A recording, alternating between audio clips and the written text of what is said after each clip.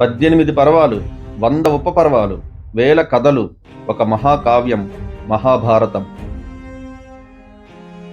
18 రోజుల పాటు జరిగిన కురుక్షేత్ర సంగ్రామంలో భీష్మ పితామహుడు కురు సైన్యానికి సైన్యాధ్యక్షుడిగా ఉండగా, కథన రంగంలో పాండవుల దాటికి మహామహా కౌరవ యోధులు 1000 కొద్ది సైనికులు మట్టి కరుస్తున్నారు.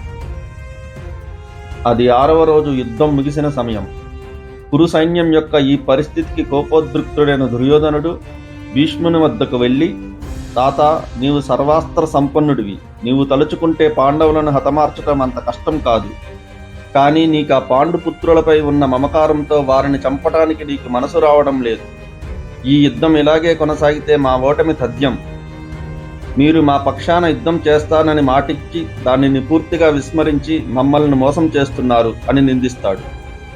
ఆ మాటలకు ఆగ్రహించిన భీష్ముడు తన అమ్ముల పొదిలో ఉన్న బాణాల నుంచి 5 బాణాలు తీసి తన నుదుటిపై ఉంచుకొని మంత్రాలు పఠిస్తాడు.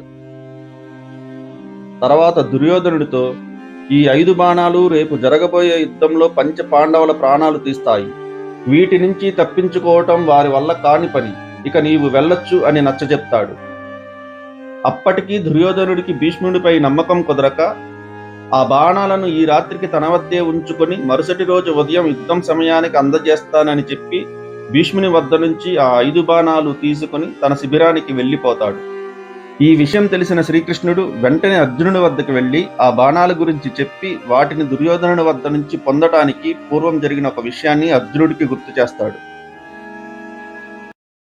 అప్పటికి పాండవుల అరణ్యవాసం మొదలై 10 సంవత్సరాలు. అడవిలో వేటాడుకుంటూ కట్టెలు కొట్టుకుంటూ అతి సాధారణమైన జీవితం గడుపుతూ ఉంటారు. పాండవుల ఆ కష్టాలని పేదరికాన్ని చూసి ఆనందించాలని, అదేవిధంగా తన రాజదర్పం చూపించి పాండవులను కవ్వించి ఏడ్పించాలనే దుర్బుద్ధితో దుర్యోధనుడు కొంతకాలం ఆ అరణ్యంలో గడపటానికి తన పరివారంతో బస ఏర్పాట్లు చేసుకొని తన రాజభోగాలు విలాసాలు పాండవులకు తెలిసేటట్లు ప్రవర్తిస్తూ ఉంటాడు. కానీ ఆ సమయంలో గంధర్వులు భూలోక విహారానికై వచ్చి అదే అరణ్యంలో ఒక కొలను వద్ద బస చేసి ఉంటారు. ఒకరోజు దుర్యోధనుడు అటుగా వెళ్తూ ఆ కొలనును చూసి ఆ కొలనులో స్నానమాచరిస్తాడు. అది చూసిన గంధర్వుడు చిత్రసేనుడు తమ ఆధీనంలో ఉన్న కొలనులో దుర్యోధనుడు స్నానమాడినందుకు కోపగించుకుంటాడు. దాంతో దుర్యోధనుడు గంధర్వులతో యుద్ధానికి దిగుతాడు. ఆ యుద్ధంలో దుర్యోధనుడు ఓడిపోయి గంధర్వులకు బందీ అవుతాడు. ఇది తెలిసిన ధర్మరాజు అర్జునుడిని పిలిచి దుర్యోధనుడిని విడిపించమని ఆదేశిస్తాడు. అర్జునుడికి ఏమాత్రం ఇష్టం లేకపోయినా అన్నమాట కాదనలేక గంధర్వులతో పోరాడి దుర్యోధనుడిని విముక్తుణ్ణి చేస్తాడు. అర్జునుడు తనని కాపాడటం అవమానంగా భావించిన దుర్యోధనుడు, నీ ఉపకారాన్ని నేను ఉంచుకోలేను, ప్రత్యుపకారంగా ఏం కావాలో కోరుకో అంటాడు. దానికి అర్జునుడు, సమయం వచ్చినప్పుడు అడుగుతా అని చెప్పి అక్కడి నుంచి వెళ్ళిపోతాడు.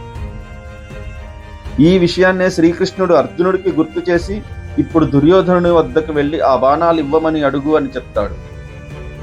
అప్పుడు అర్జునుడు దుర్యోధనుడి వద్దకు వెళ్ళి తనకి ఇచ్చిన మాటను గుర్తు చేసి ఆ బాణాలు అడుగుతాడు. అప్పటి అవమానాన్ని గుర్తు చేసుకున్న దుర్యోధనుడు అర్జునుడి ఉపకారం ఉంచుకోవటం ఇష్టం లేక వెంటనే ఆ బాణాలు ఇచ్చేస్తాడు. తర్వాత ఏం చేయాలో అర్థం కాని దుర్యోధనుడు మళ్ళీ భీష్మాచార్యుని వద్దకు వెళ్ళి మరో 5 బాణాలు మంత్రించి ఇవ్వమని అడుగుతాడు. భీష్ముడు మరోమారు అది సాధ్యం కాదని చెప్పేస్తాడు. అలా తన సైన్యాధ్యక్షుణ్ణి తానే నమ్మక దుర్యోధనుడు తనకు వచ్చిన అవకాశాన్ని జారవిడుచుకుంటాడు.